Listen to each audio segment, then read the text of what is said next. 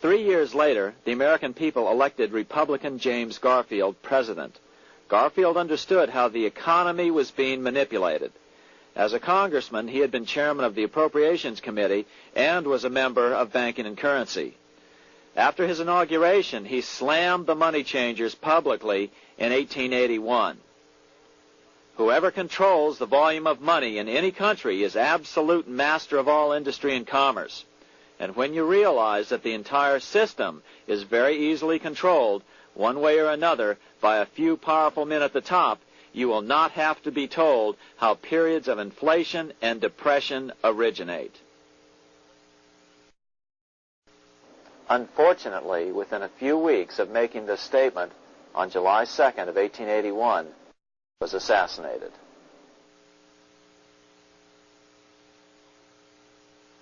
The money changers were gathering strength fast. They began a periodic fleecing of the flock, as they called it, by creating economic booms followed by further depressions so they could buy up thousands of homes and farms for pennies on the dollar. In 1891, the money changers prepared to take the American economy down again, and their methods and motives were laid out with shocking clarity in a memo sent out by the American Bankers Association, the ABA, an organization in which most bankers were members. Notice that this memo called for bankers to create a depression on a certain date 3 years in the future. According to the congressional record, here's how it read in part. On September 1st, 1894, we will not renew our loans under any consideration. On September 1st, we will demand our money. We will foreclose and become mortgagees in possession. We can take 2/3 of the farms west of the Mississippi and thousands of them east of the Mississippi as well at our price. Then the farmers will become tenants, as in England. These depressions could be controlled because America was on the gold money standard. Since gold is scarce, it's one of the easiest commodities to manipulate. People wanted silver money legalized again so they could escape the stranglehold the money changers had on gold money. People wanted silver money reinstated, reversing Mr. Said's Act of 1873, by then called the Crime of 73. By 1896, the issue of more silver money had become the central issue in the presidential campaign. William Jennings Bryan, a senator from Nebraska, ran for president as a Democrat on the free silver issue. At the Democratic National Convention in Chicago, he made an emotional speech which won him the nomination entitled Crown of Thorns and Cross of Gold. Though Bryan was only 36 years old at the time, this speech is widely regarded as the most famous oration ever made before a political convention. In the dramatic conclusion, Bryan said,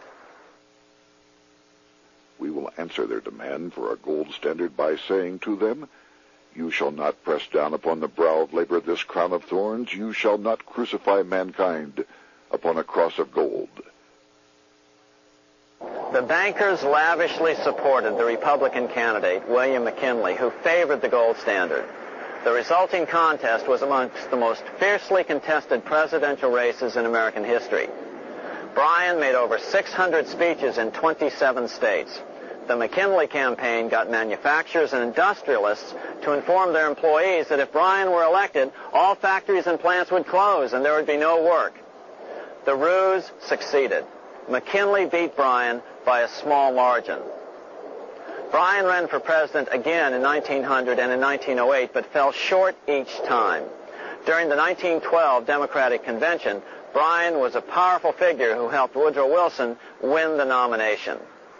When Wilson became president, he appointed Bryan as Secretary of State, but Bryan soon became disenchanted with the Wilson administration.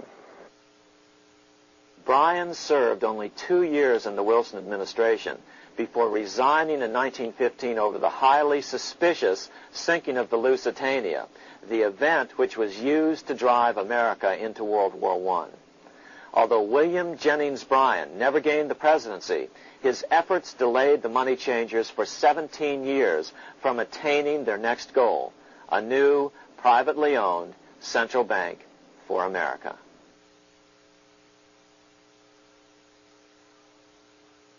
Now it was time for the money changers to get back to the business of a new private central bank for America. During the early 1900s, men like J.P. Morgan led the charge. One final panic would be necessary to focus the nation's attention on the supposed need for a central bank. The rationale was that only a central bank can prevent bank failures. Morgan was clearly the most powerful banker in America and a suspected agent for the Rothschilds. Morgan had helped finance John D. Rockefeller's Standard Oil empire. He had also helped finance the monopolies of Edward Harriman in railroads, of Andrew Carnegie in steel, and of others in numerous industries. But on top of that, J.P. Morgan's father, Junius Morgan, had been America's financial agent to the British. After his father's death, J.P. Morgan took on a British partner, Edward Grenfell, a longtime director of the Bank of England. In fact, upon Morgan's death, his estate contained only a few $1 million. The bulk of the securities most people thought he owned were, in fact, owned by others. In 1902, President Theodore Roosevelt allegedly went after Morgan and his friends by using the Sherman Antitrust Act to try to break up their industrial monopolies. Actually, Roosevelt did very little to interfere in the growing monopolization of American industry by the bankers and their surrogates. For example, Roosevelt supposedly broke up the Standard Oil monopoly, but it wasn't really broken at all. It was merely divided into 7 corporations, all still controlled by the Rockefellers. The public was aware of this thanks to political cartoonists like Thomas Nast, who referred to the bankers as the money trust. By 1907, the year after Teddy Roosevelt's re-election, Morgan decided it was time to try for a central bank again. Using their combined financial muscle, Morgan and his friends were secretly able to crash the stock market. Thousands of small banks were vastly overextended. Some had reserves of less than 1% thanks to the fractional reserve principle. Within days, bank runs were commonplace across the nation. Now Morgan stepped into the public arena and offered to prop up the faltering American economy by supporting failing banks with money he manufactured out of nothing. It was an outrageous proposal, far worse than even fractional reserve banking, but Congress let him do it. Morgan manufactured $200 million worth of this completely reserveless private money and bought things with it, paid for services with it, and sent some of it to his branch banks to lend out at interest. His plan worked. Soon, the public regained confidence in money in general and quit hoarding their currency. But as a result, banking power was further consolidated into the hands of a few large banks. By 1908, the panic was over, and Morgan was hailed as a hero by the president of Princeton University, a man by the name of Woodrow Wilson. All this trouble could be averted if we appointed a committee of 6 or 7 public-spirited men like J.P. Morgan to handle the affairs of our country.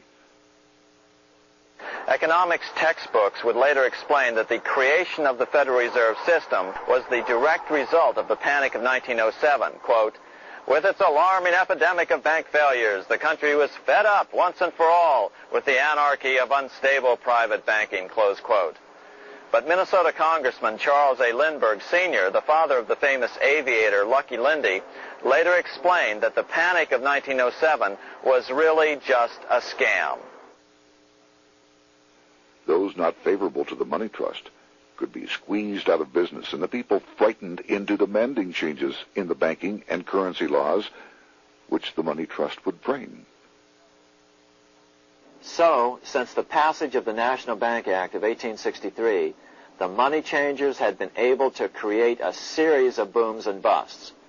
The purpose was not only to fleece the American public of their property, but to later claim that the banking system was basically so unstable that it had to be consolidated into a central bank once again.